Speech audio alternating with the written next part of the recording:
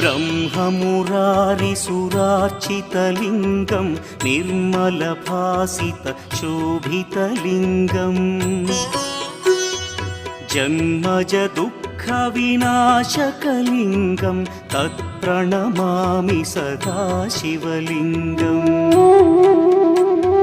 देवमुनिप्रवरार्चितलिङ्गं कामदहन करुणाकरलिङ्गम्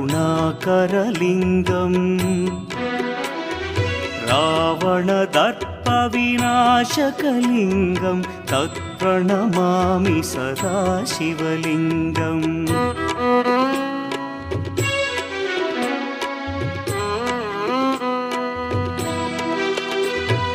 सर्वसुगन्धसुलेपितलिङ्गं बुद्धिविवर्धनकारणलिङ्गं सिद्धसुरासुरवन्दित